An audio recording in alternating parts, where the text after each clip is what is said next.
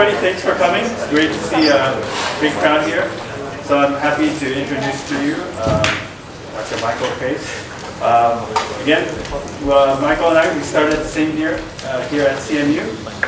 Michael is an assistant research professor, and before coming to CMU, he was at MIT at Sail Lab for 6 years? 5 years. 5 years, where he did his postdoc, and he's also a research associate, or research scientist. And before that, he did his PhD and master's at Georgia Tech.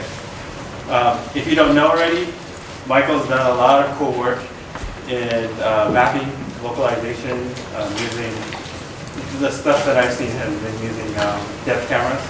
And he's going to be talking about some of his newest work on some of the inference that kind of supports all of his work. So really glad to have you. So please take it away.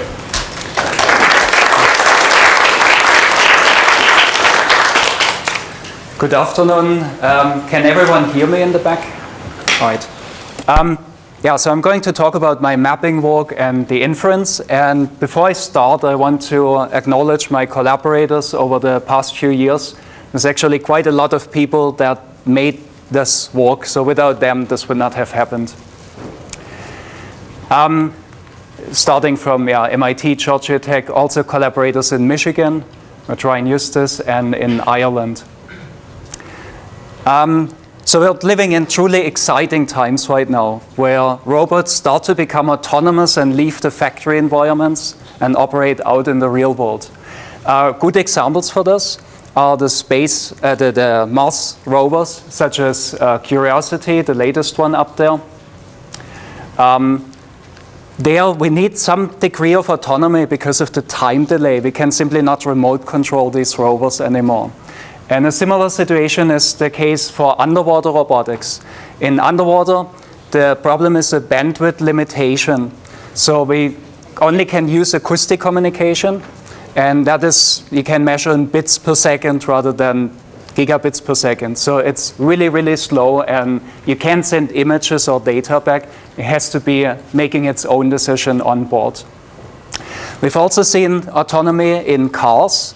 Obviously here at CMU. Some of these now end up in commercial products, more just in parking assist and so on, but we'll see more and more of these technologies appearing. And you can get it for your home. You can buy a service robot. Nowadays, it will be really simple robot. It doesn't do anything complicated yet.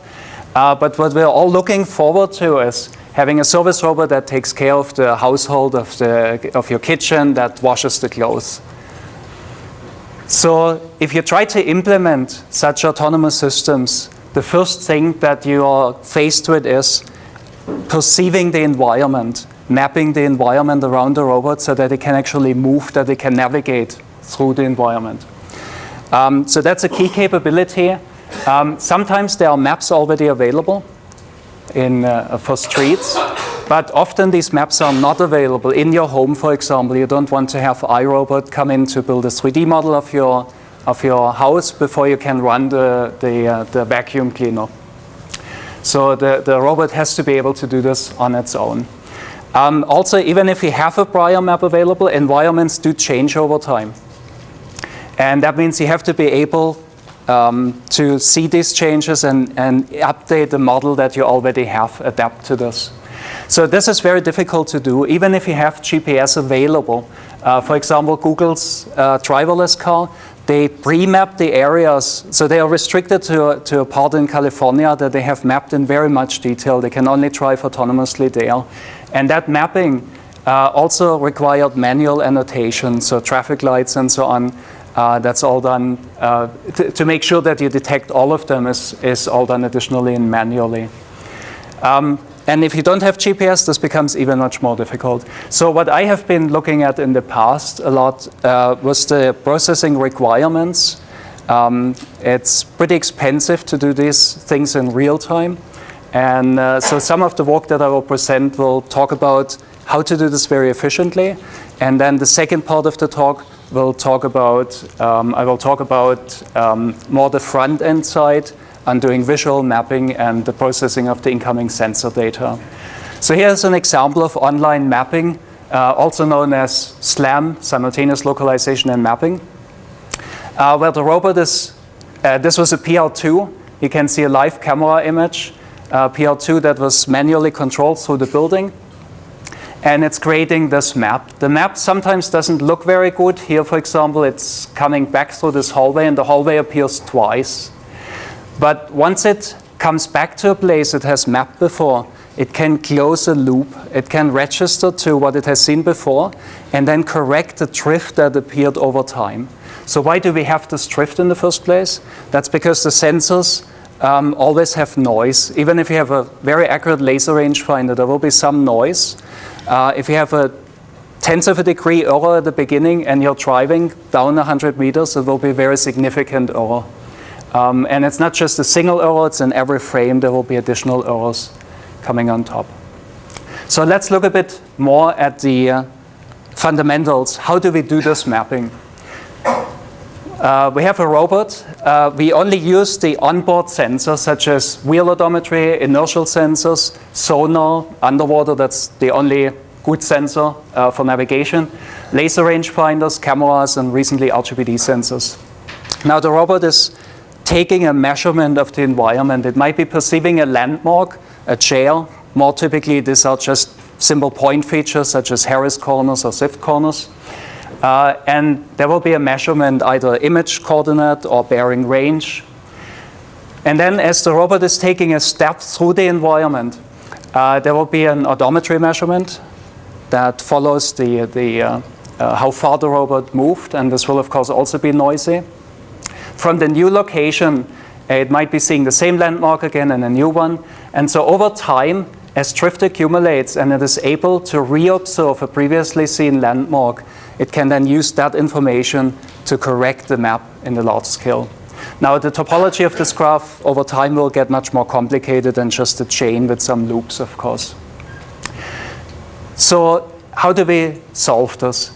This is actually an optimization problem, and the optimization problem is already shown here. If we take the icons away, this is a factor graph representation of the estimation problem.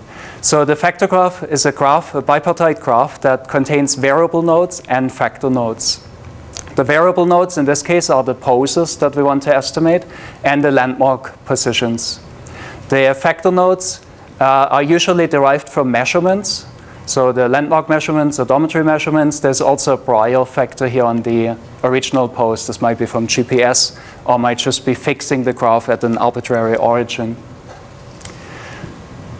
There might be additional measurements, loop closing constraints, that are derived by aligning data taken at two different times. So for example, laser data, you're coming back to the same place, take another scan, you align these, you get a relative transformation. This will be the loop closing constraint.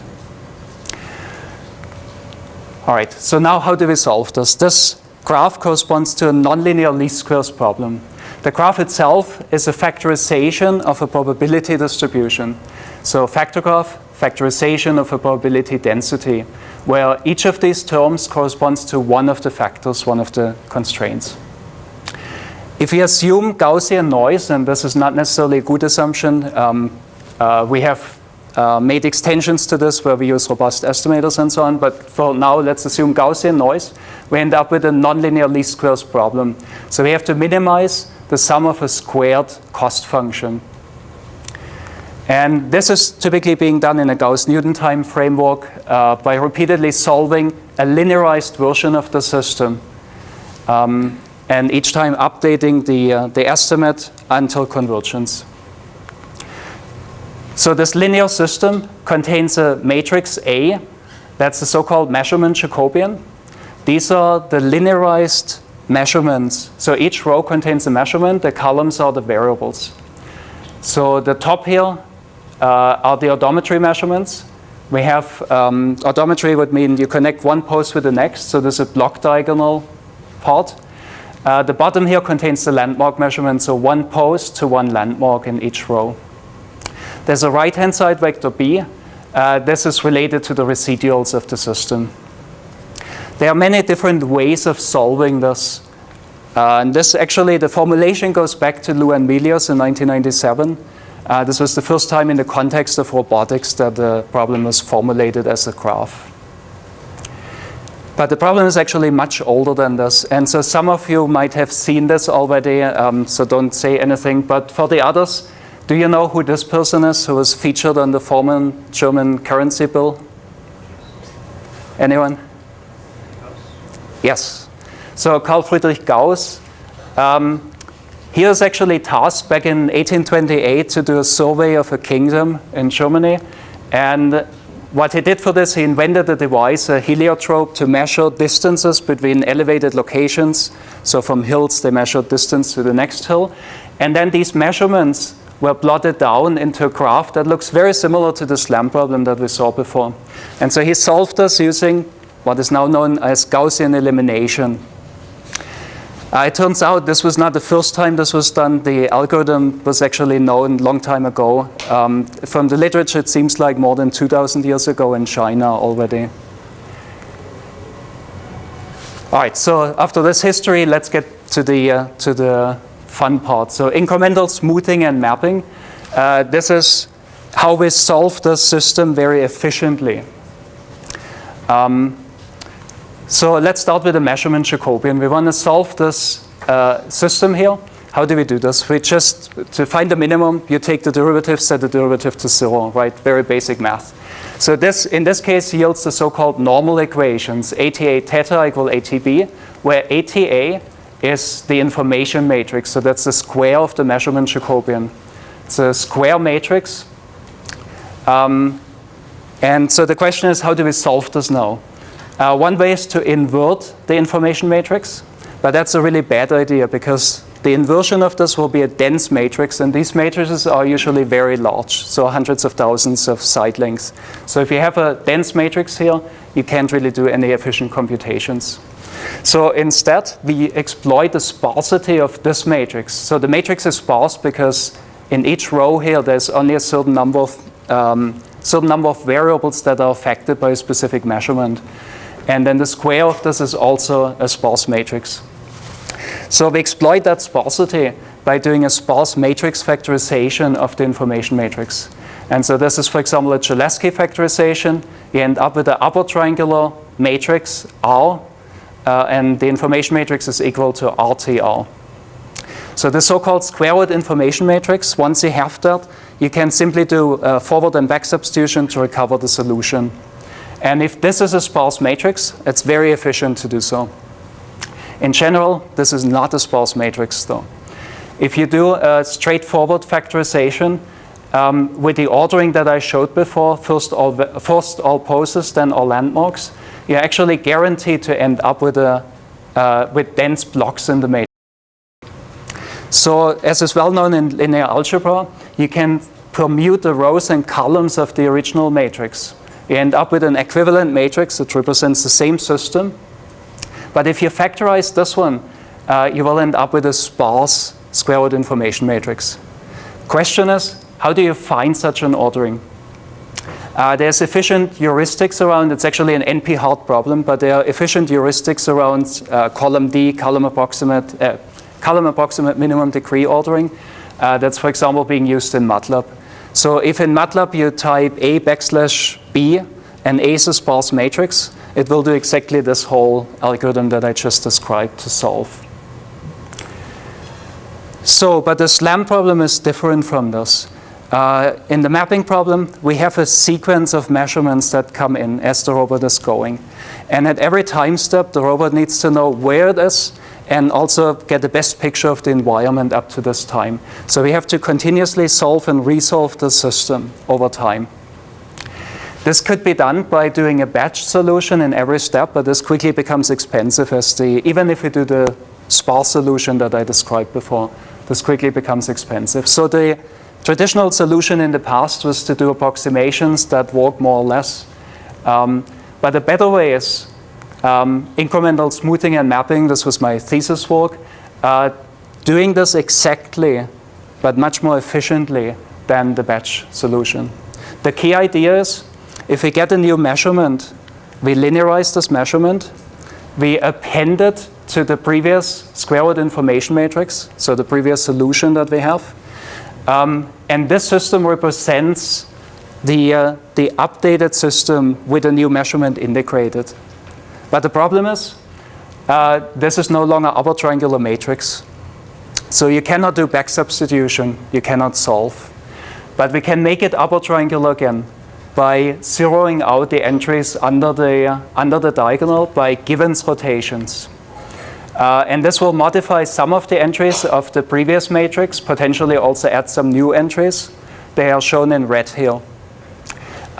So the advantage of doing it this way is we don't touch most of the matrix, only some of it will change. So this will be really efficient, at least for the linear case.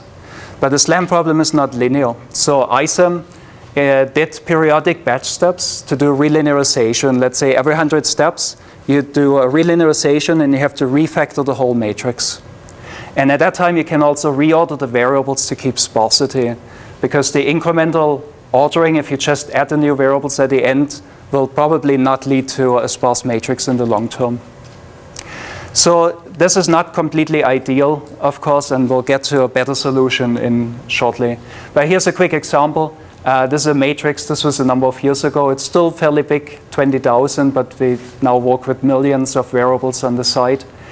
If for this matrix, if you store the matrix in dense format, it will be 1.7 gigabyte in memory. You can imagine that you cannot do any efficient calculations on this. The sparse matrix is only 1 megabyte, including the overhead for the data structures, and so this can efficiently be updated and used. But these periodic batch steps are quite annoying, so we're really solving a linear problem and then still have to go back to batch.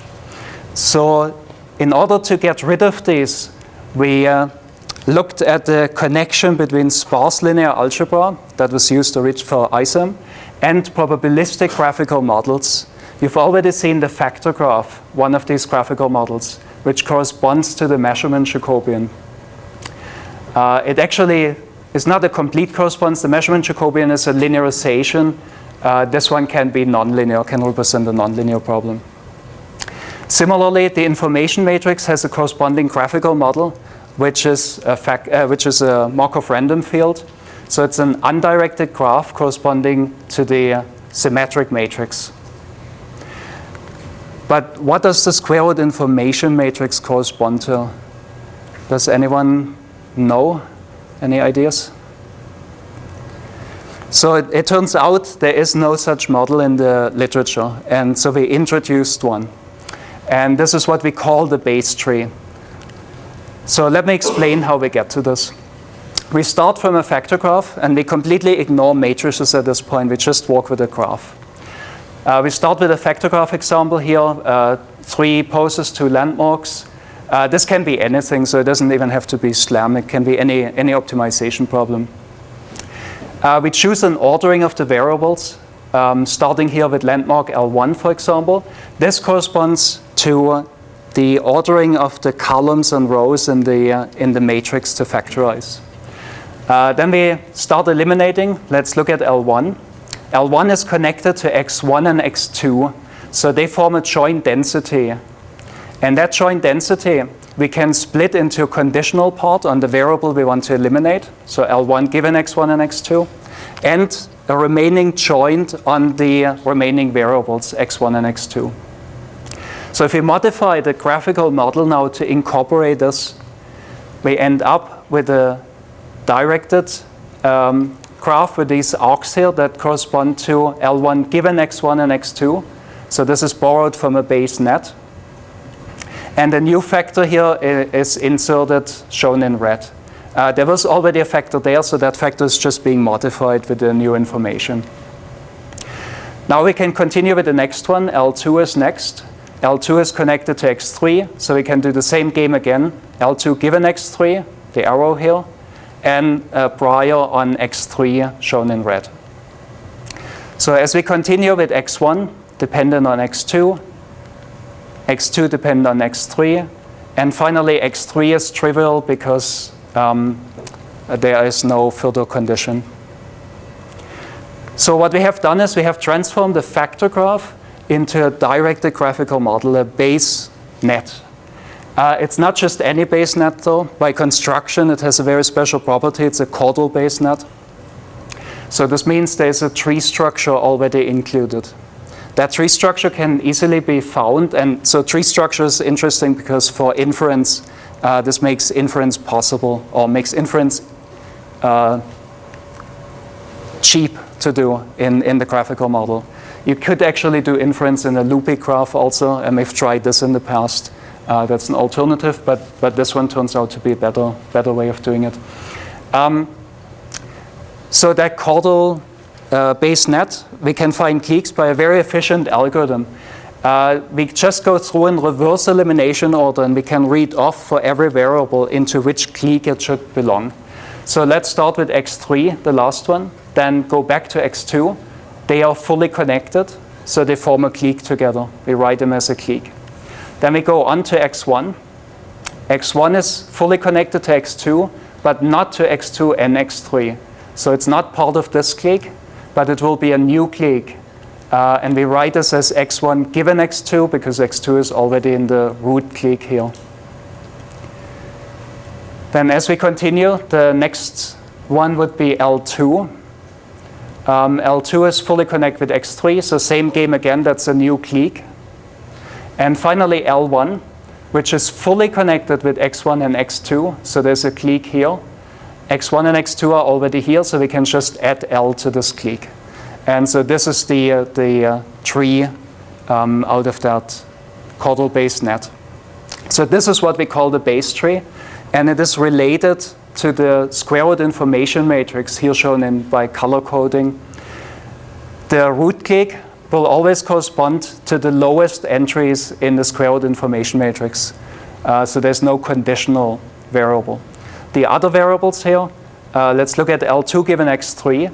There's a triangular entry for the frontal variable, and there is an off-diagonal entry for the conditional one. So this is better than using the matrix though, because number one, we now understand what matrix factorization actually does in terms of probability densities. Each of these cliques contain a conditional Gaussian density. So they are well defined in what they represent. But even more importantly, we can change the ordering of variables here. We can, for example, just swap the subtrees here, the cliques left and right, and this changes the ordering in the square root information matrix in non-trivial ways. So it permutes rows and columns here. It's no cost in the graph, but in the matrix it's very expensive to do because the sparse matrix is stored as a compressed row format. So changing rows and columns, very expensive. All right, so here's an example of a base tree for a standard simulated data set by Ed Olson, Manhattan World. You can see here, up here's the root. Some of these cliques are a bit larger. So a larger clique corresponds to a small, dense entry in the square root information matrix. If you had very large cliques here, that would be a bad sign. That means the algorithm will get more expensive to recover solution from. And if you're in the extreme case, if all of the variables are in one clique, that corresponds to a completely dense matrix. All right, now comes the interesting part. How do we update this when new measurements come in? Instead of resolving, as I just have shown you, we can just add the new measurements to the graph. So here's an example. We have the base tree from before, and we want to add a new measurement between variables x1 and x3. x1 is down here, x3 is in the root. So this means affected is this part of the base tree, and we can safely ignore the subtrees that are not affected. So we take this and convert it back into a factor graph. The factor graph, in fact, is stored in the base tree data structure, so there's no work to be done. We can then add the new factor into this factor graph, shown in blue, and then do the same algorithm as before again on this subset. So we choose an elimination ordering, we do the elimination process, end up with a caudal based net, and then find cliques and end up with a new base tree. That base tree, we can now take the unchanged parts of the original base tree and just hang them back in here. This structure of the tree here can significantly change. So the subtrees might end up in different places that they get arranged around, but they will not have to be modified. Yes. The algorithm works it out, so is adding one observation at a time? You can actually add multiple at the same time. You can also add new variables at the same time. And you would just factorize that part that is affected by whatever changes you do. This goes a bit deeper. So for example, if you have a larger tree and you make a change to a node that's further down in the tree, all the nodes along to the path to the root will also be affected. So there's a bit more behind the algorithm than this, but yeah. All right, so the key here is that we can define a new variable ordering locally for the part that changes, and that makes the algorithm efficient. That means we don't get fill-in over time. This was not understood in the matrix version, and the sparse data structure wouldn't even be suitable to doing this. So even now that we know we couldn't do this on the matrix, it really needs the tree. So this leads to large savings. You can see the green curve here is the batch solution that quickly leaves the diagram. And then let's look at the red one in comparison.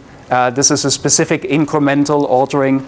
You don't want to just naively apply column D locally, but you have to be a bit more intelligent about having a constrained ordering that makes sure that the variables that you will access in the next step again are towards the end, towards the root of the tree. This will make further updates cheaper. But this also allows us to do relinearization on the fly. So what we can do now is we keep track of the linearization point of each variable and the current estimate. If they differ, we flag that variable for relinearization. In the next update that we do, we include the variable and all the cliques that depend on that variable into the update. So that's usually a bit larger update than the purely symbolic one before. And we can just relinearize these variables selectively. And this leads to a very efficient algorithm. Here's a comparison with SPA, is a very efficient batch algorithm that uses a column D library that's used in MATLAB, so highly optimized. And in comparison, in red and blue is ISAM and ISAM 2. The code is not as optimized, so this could still be improved. It's because we have to write all of these functions ourselves. There's no cache-optimized libraries to do these operations. But it still is much faster than doing the batch way. And here's finally an animation that shows how the base tree is being built over time. So this again for the Manhattan sequence. You see the map being built over time, and on the left side, the tree as it evolves. The cliques that are shown in red are the ones that are affected in each step. So sometimes you see down to a leaf, that the changes pop up down to a leaf, but most of the tree structure down here is just being juggled around and does not change. And so this is what makes the efficiency of the algorithm. On the right side, it's actually color-coded. You can see how many updates have to be done, how expensive it is. Green means cheap, red means expensive. So this means as we close more and more loops here, we'll see a bit more of the higher expenses popping up. That's partially because the relinearization means that we have make larger changes in the tree that go further down. By the way, the tree here, it's still a tree structure, even though the visualization looks loopy. That's just an artifact from visualization. Right, so this is a very loopy environment where the same areas are observed over and over again, and that's where you see a bit more cost. But then as we go out again, it becomes cheap again. And similar here for large loop closure, and after this it's cheap again.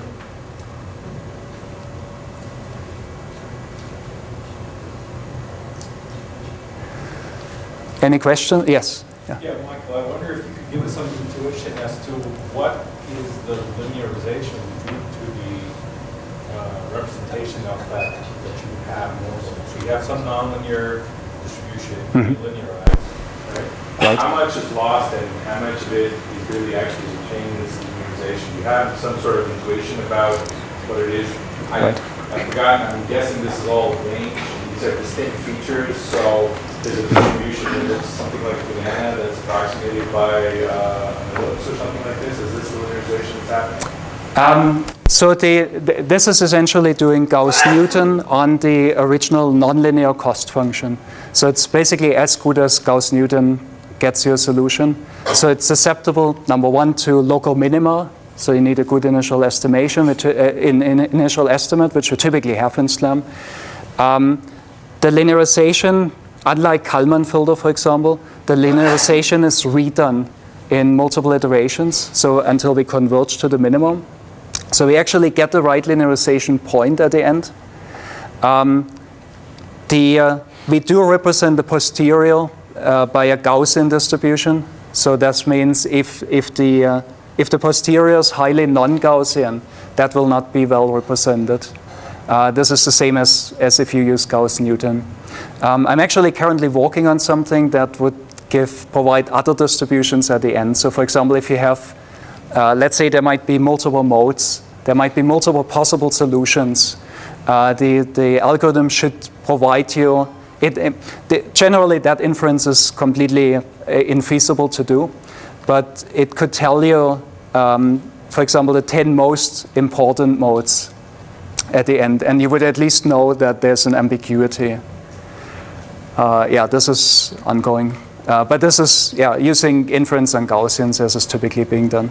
Yeah. I've got a question. So, I mean, it's really neat stuff. I just want to try and understand, because like you're forming the tree, and then you have to do inference on the tree as well on the fly, don't you? Yeah. So what's the costliest part? Is it forming the tree or doing the inference? Because the inference would just be dynamic programming. So forming, what's the most expensive part? forming the tree is actually half of the inference, since you do the factorization at this point. So what is left is the back substitution. I see. And for that one, you do again, so the factorization starts from the leaves and goes up to the root. Yeah. And now the solution back substitution starts from the root and goes down to the leaves.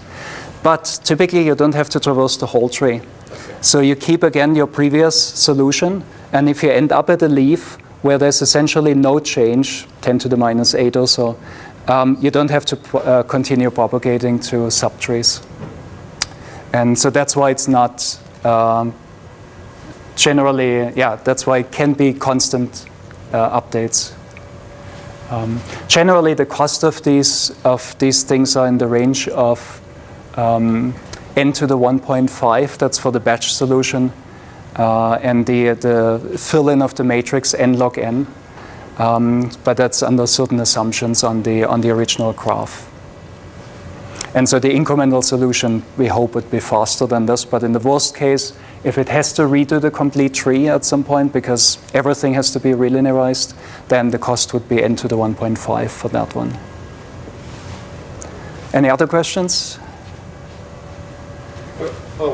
Yes. One last question. Is it typically like when you have like a linear system and things, you're solving like it's a convex problem, whereas you can express a graph, you can optimize over non-convex problems like with the graph. So like, I mean, can you do objectives that you couldn't do before using this form? Yeah, so this one, since it actually has a nonlinear function, no, it's actually the same as before, since before we did, since it's the same as doing batch with Gauss-Newton. Okay. It's not the same as the original ISM, because that's purely linear updates until you do a batch step. Which actually works fine if you do, for example, 2D laser-based SLAM. Once you get vision involved and you have a handheld sensor with arbitrary degrees of freedom, it's fairly non-linear problem, and you typically cannot wait 100 steps before you relinearize. And so at that point, ISM 1 starts to become slow because you have to relinearize much more often, do batch in every second step or so. And so that's where this algorithm will be better. All right, so this was the theoretical part, incremental smoothing and mapping. Now I get to some of the applications. So ISM has been used in a commercial product, or is being used, scanner mouse that you can buy. There's a mouse that has a camera at the bottom. You can move it over a piece of paper, and it stitches together the image. As you come back to an area that you have mapped before, it can register loop closures, and it essentially ends up with a graph formulation that is being optimized using ISIM to get a consistent picture of the image. It's also being used on, this is actually still ongoing, on science experiments on the International Space Station. So here it's used for a sphere satellite. These are small satellites for experiments that are CO2 powered, that fly inside the ISS. And the goal for this project is to approach a tumbling object and get into its orbit. The idea here is you want to be able to send a satellite into space that can repair existing satellites. It can approach a satellite, go there, plug in new electronics, and reuse the heavy part of the satellite rather than having to send up a new one. And then finally, this is something I have been working on for the last 5 years at MIT. I started that there. Oh, yes, I started on that project at MIT. It actually had been ongoing before. There's an underwater robot that was originally designed at MIT before I got there and is now being built by Bluefin Robotics. And this is being used by the Navy. They have 10 of these by now. It's being used to inspect ships. This is something they typically do with divers. They are looking for explosives on a ship before they get into an important harbor. And they want to replace this by using an underwater robot. So the goal here from our side is make the vehicle navigation autonomous. We have a similar problem as before, that the navigation will drift over time. There's no GPS available underwater. Radio waves don't propagate. And if you're next to a large ship, it's very difficult to set up an acoustic localization system underwater because you get echoes from all the surfaces in the harbor and from the ship hull. So the vehicle has to rely on its own onboard sensors. So here, for example, we have an imaging or profiling sonar. These are very expensive sonars, range of $100,000, but they're still very noisy and very difficult to deal with. So here's, for example, looking from underneath the ship onto a propeller, or looking from underneath onto the hull. What you see here is noise, and it's very consistent noise that you get based on the physics of the sonar imaging process. So this is very challenging to deal with. But we nevertheless have been able to generate 3D models based on this sonar data. Here's in comparison the underwater robot. That's a 1 meter by 1 meter, 80 kilogram platform. So you can see the scale of the ship, and that's still one of the smaller ships. We've also been operating on aircraft carriers where the prop here is 7 meter diameter. So in order to do the navigation, we use the sonar, create the model, and then use the model again to navigate off, and also correct the model over time. And for that, we additionally use a Doppler velocity lock. That's another acoustic sensor. You can imagine like an optical mouse over the seafloor. It's just an acoustic version of this that keeps track of the velocity over ground. And then additionally, inertial sensors, very good fiber optic gyro, so we have very low drift over time, still a few degrees over an hour. And so combining all this together, we're able to keep the vehicle localized, ensure that we cover the full hull,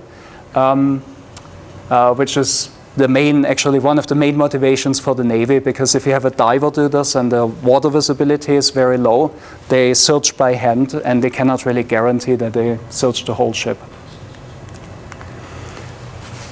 So inertial sensors, of course, there's also cheaper versions around, as you find in your cell phone. And this is very recent work just presented in Hong Kong earlier this year.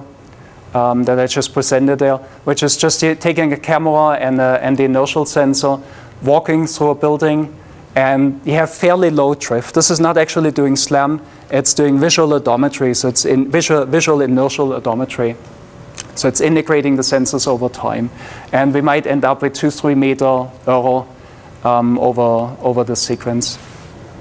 Now, this is actually based on EKF, and I don't like EKF, at least not for mapping. This is the only paper I ever did, and the reason for this was to understand what the EKF community has been up to. And they've actually been doing some really cool work to eliminate some of the inconsistency that's in an EKF in this connection. And so we want to use this as an insight into how we can do a better smoothing solution. So the smoothing solution here, with smoothing, the problem is it's more expensive. You have maybe tens of thousands of variables, and you cannot predict how long an update takes, especially if you close loops, which in this case you can't even do. So what we had to do is parallelize the smoothing and the filtering. So the filter can run at high frame rate, integrate the data that comes in, and provide a solution to the user at high frame rate. But the smoother in the background can do the computation. So this is done, again, using a base tree. And in this case, we enforce a specific variable ordering. We force one of the variables to be at the root so that we can split these two parts and do calculations concurrently. All right, so we've also been looking into long-term mapping. That's another problem of the smoothing formulation. In smoothing, we add more and more variables all the time. Even if the robot is, okay, you can avoid this with keyframes if the robot is sitting, but even if it's going around the same environment over and over, we continuously add new variables. And that, of course, means even if you do this incrementally, at some point it will become too expensive to do. So what we introduced is the reduced pose graph, where we reuse existing poses if we come back to a place that's already mapped. We transform the new measurements into the frame of the existing poses. So this means we can still add new information and improve the quality over time, but we don't increase the complexity of the algorithm. So this was used to map the MIT's data center. There's a data set that's also publicly available, taken over 6 months, total operation time 9 hours with a PR2, 11 kilometers through the building. And what you saw at the beginning is a single floor from this sequence. So this was using only stereo cameras. You can see the stereo features being reprojected here. The map underneath is shown for comparison. It's not being used in the optimization. It's shown for comparison because the building is kind of crazy. It looks like an earthquake from outside after an earthquake. So if I just show our reconstructed map, you will tell me that this is all wrong and doesn't look right. And you can see these hexagonal cells in here. These are the place cells. And so whenever we come back to one, we try to reuse the pose that's already in there. There might be multiple poses for different orientations, of course, at the same location. So when we did this, the Kinect sensor came out. So we put a Kinect on the robot and then used the solution that we got to reproject the Kinect data to get a full dense 3D model. And I'll talk about this in a bit more shortly. If we look at the full data set, so this is now beyond the single floor, this is including elevator transitions. So the robot was taken into the elevator, driven up, and it's using the accelerometer to figure out the distance it travels in the elevator. This is actually pretty amazing that this worked. So we estimate the height between floors, and then the next time we go through, we threshold to the closest one to figure out which floor we end up in. And this consistently worked here. In this case, what you see again is the stereo features reprojected and the trajectory. You sometimes see the robot stopping back here. So this is when a new data set starts from another time. That here again. And then here you can actually see an error in the graph. This doesn't really align yet. So what happens is if you do such long data, you can basically not avoid having errors in the data association. At some point you make a mistake. So what you have to do is the optimization has to be able to deal with that. As we get more information and traverse this again and get a loop closure, it's now being able to correct this error that was originally in and get the correct floor plan. So this is, in this case, using robust estimators in the optimization rather than Gaussian densities. But there's also a number of different other ways of doing this. All right, so here's the final map after 9 hours in comparison with the floor plans. One thing that's important to note here is the distances between the floors is not the same in this building. So there's some that have higher ceilings. The first and second floor are only separated by a few steps, so they don't overlap. They're really one floor. So it's a really strange building. But you can see that this actually has been recovered automatically in the SLAM solution. Right, so I already mentioned that we got a Kinect sensor at the time on the robot, and we used it to plot nice-looking 3D models. They are nice-looking, but they are not really completely fitting together because the poses are not accurate enough for this. So what we thought about at the time is, can we use all of the dense information rather than just the stereo features to do the mapping? And we started from Kinect Fusion, an algorithm that was published at that time, which is by Richard Newcomb at Imperial College in collaboration with Microsoft Research. And so from a Kinect sensor, you get a color image and a depth image, so depth for each pixel. You take these and integrate them at 30 frames per second on a GPU into a dense volumetric model. The volume here is a truncated sign distance function, so it represents at every voxel the sign distance to the closest surface. This can be done at 30 frames per second only because of the GPU, because of high parallelization. And then you can render this at any time to get a 3D model out.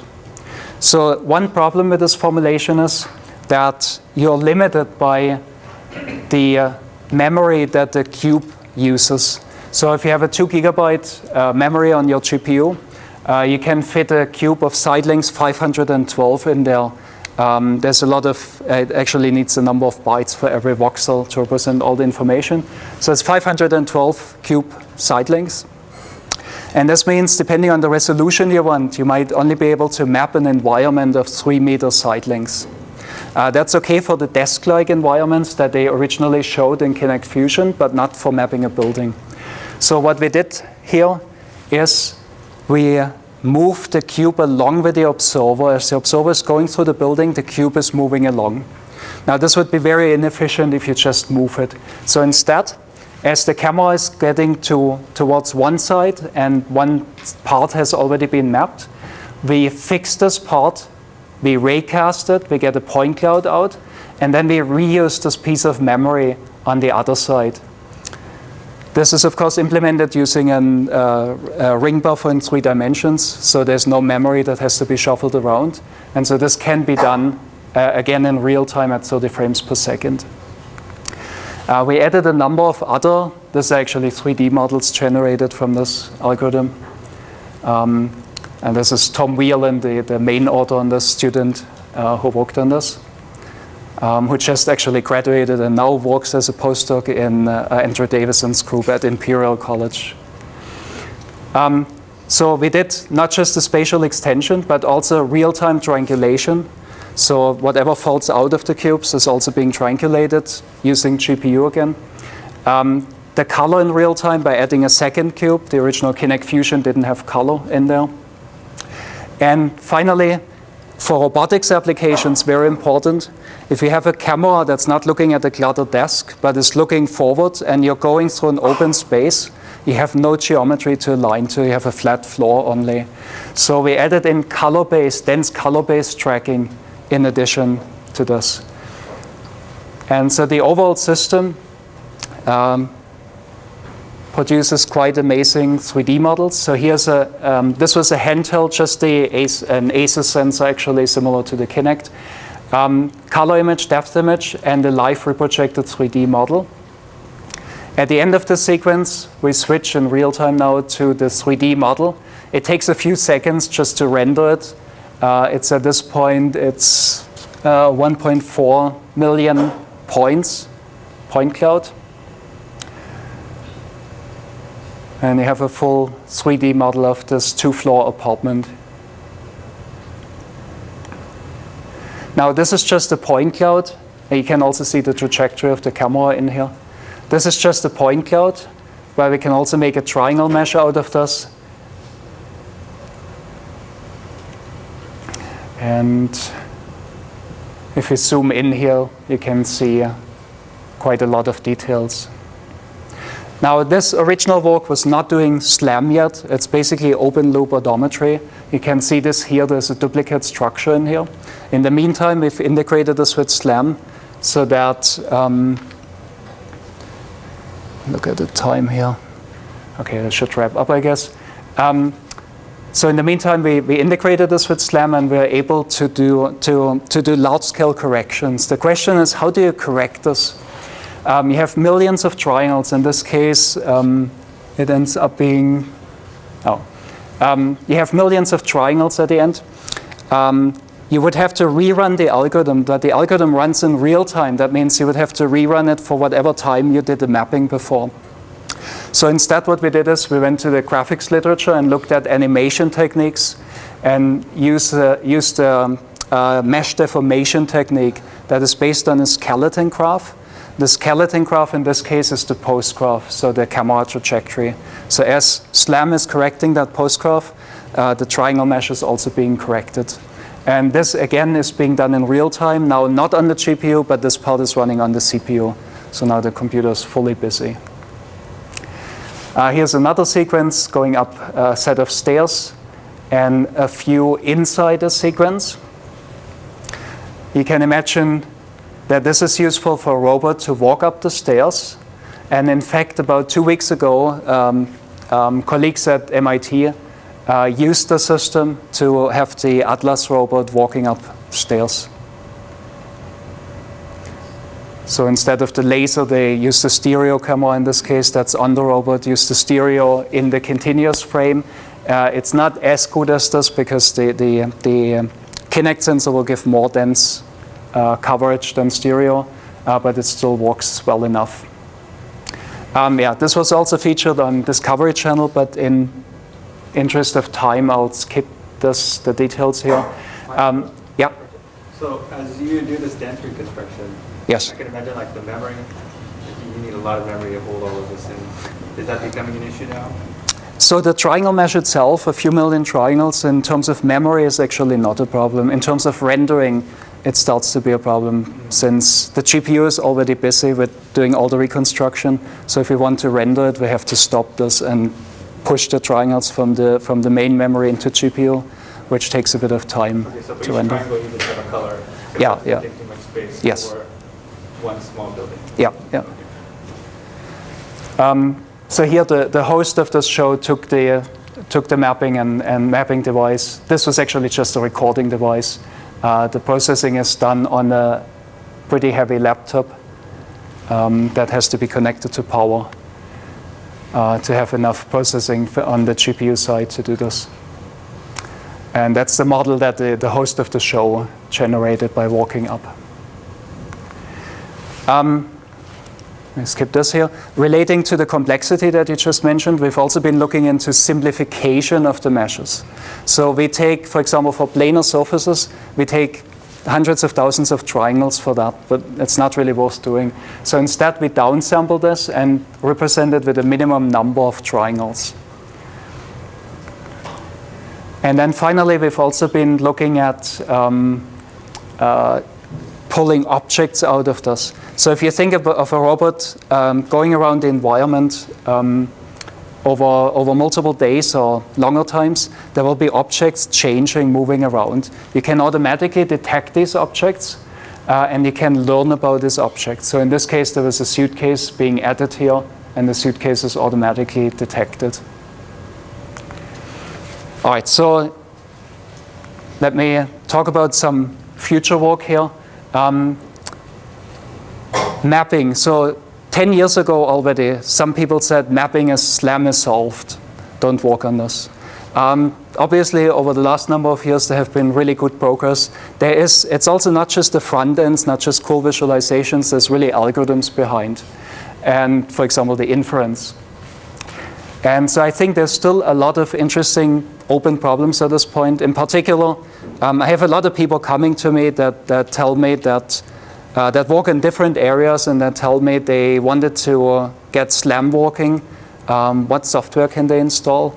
There is really nothing out there at the moment that works generally. The systems are relatively brittle. That includes ours.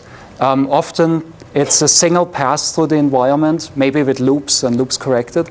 But if you continue operating in the same environment, the quality might actually get worse of these methods. So how to do this lifelong operation, updating the map over time, is definitely a very active area at the moment that people are looking into.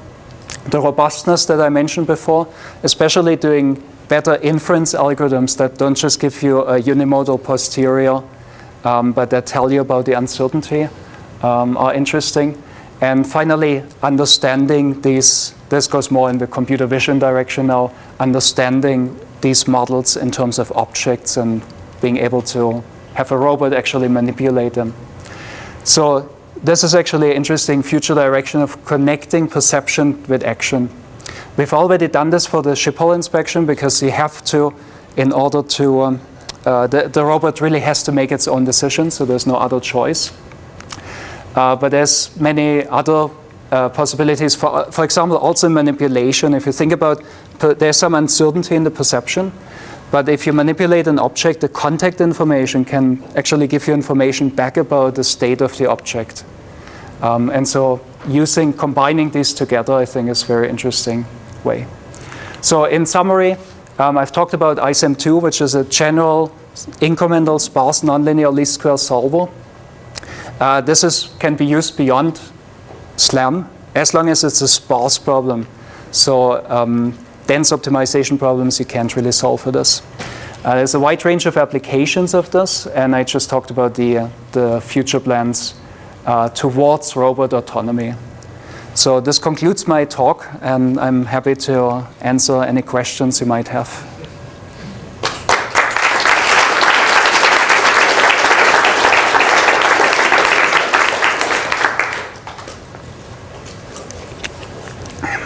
Yes. So I was wondering, how do you quantify your accuracy here? Because obviously, the results look fantastic, right? I suspect partly because they are fantastic, but also you're doing this thing where you're texturizing the reconstructions with the actual information. And this often hides the effects of the reconstruction, right? So I wonder, do you have any sense of actually how accurate are you? Or how do you quantify that? This is actually very difficult to do. So typically the reconstructions, typically you have ground truths available only in small environments where you have a motion capture system. So what we did here for the data center dataset, we generated manual ground truths for one of the floors. This was a lot of effort using laser additionally on the robot, and then aligning this with the floor plan of the building. There's definitely some error in this. This will just be accurate to a few centimeters over the 100-meter length of the building. We also used a surveying device at one point to check some of the accuracy between. So this only gives you the trajectory itself, not the consistency of the model. That one is very difficult to do. So Tom has, in a recent paper that will appear soon, a journal paper, has used a simulated data set, basically a ray trace data set from another group, and has used that to verify the accuracy of the algorithm. So that's the only one where we can really make but it's simulated data, so it's not as good as, not as realistic as the real data. So if I were to ask you to make a guess of what your positional accuracy would be and rotational accuracy localization is over a building-sized reconstruction, what would you say? Is it in the centimeters? Is it in the millimeters? What's the so first, it depends a lot on, for example, even the topography of the building. If you have a long hallway, you won't be able to get as accurate as if you have loops and parallel corridors. The accuracy over the 100-meter range will be in the range of can be in the range of 5 centimeters. The problem is, if you have wrong data association in there, that can mess things up. So if you get a lot of data, as we did in this case, then the error is fairly small. But if you just run through 2-3 times the same environment, the error will be much larger than this. And the rotational accuracy is most likely a lot better. Rotational is much better, yeah. That's much better constrained. Yes? I'm seeing a lot of indoor environments here. Have you applied it at all to outdoor environments and like natural environments? And if so, or what are the the differences? How does the performance differ? Or are there things that would fall apart if you Yeah. were not running? I've actually skipped this for time reasons. This is a sequence that was done outdoors, but at night. The reason is that the Kinect sensor is not working in sunlight. So in this case, we're walking around outside. You can see often there's actually no structure at all. It's completely flat. But because of the texture that is available here, we can still get a good reconstruction. And if you look from the side here, this is actually very good reconstruction. This took quite a while. The original system based on Kinect Fusion had very significant drift in there. Does it actually go down in reality, or is that drift? No, so this was just because the model is being shown this sideways. Oh, I see. The only thing that was interesting is that the surface isn't bent, so it was completely straight surface. Yeah, so we've done some outdoor. This data set actually connects to the indoors and then takes stairs inside and comes out again. Generally, it's actually better if you have more structure available. Vegetation could become a problem, especially if it's moving. That would create problems. What about rocks? Grass is fine. That works fine. Oh, rocks. Oh, rocks, no problem. So as long as in fact, it's good if you have more variation in the depth. As long as the sensor can give you a return from the surface, and as long as it's static, it will be fine. Other questions? Yes. I have a somewhat related question. You released some of the software online. I'm wondering what was the reception, and did you learn anything from that process? So the ISAM software is all released online. I think it's very helpful in terms of first, other people don't have to re-implement it, and it also helps you because other people use the system and will cite you. There is an effort in making this happen, so it's quite time-consuming to getting out good code that works reliably. So for example, for the full mapping system here, we are kind of hesitant of publishing this for the reason that there will be a lot of people coming back to us and saying, hey, this doesn't actually work in this case. And then, I mean, there's many situations where this will not just work out of the box. For ISAM, it's a bit easier because it calculates the solution to an equation system. So it either works or it doesn't work. So that makes it easier. But there's still a lot of requests also for help with that, which is time consuming. But generally, I think it's a good idea to make source code available, at least for some of the basic algorithms. And I think the community might be moving also towards, maybe in the future, requiring that you publish your data and code. That could be a bit tricky because there's also commercial interest in some of these systems, and then of course you don't want to make it available. Does that answer? Yeah, thanks. Okay. Any other questions? So GTSEM is still a pretty active library, isn't it? Yes, yeah. So okay, I should mention this actually. There's an ISAM implementation in C++ from my webpage back at MIT. This is ISAM 1. And then ISAM 2 is currently only available as part of the GTSAM library. This was the original code base I worked on back in Frank Dillard's lab. Now moved to C++, and they made this available. And so that library is very instructional library. It's very abstract code. It's more for teaching side. It's maybe not the most efficient implementation of ISAM 2 because of these limitations. But if you want to look at the graphical models, for example, that is the library to go to. Yeah, we've used ISAM 2. Yeah. GTSEM. Okay, Works perfect. very well, yeah. All right, so we're out of time, but Michael is here always. So if you have any questions, I'm sure he'd be happy to talk with you. Thank you very much. Thanks.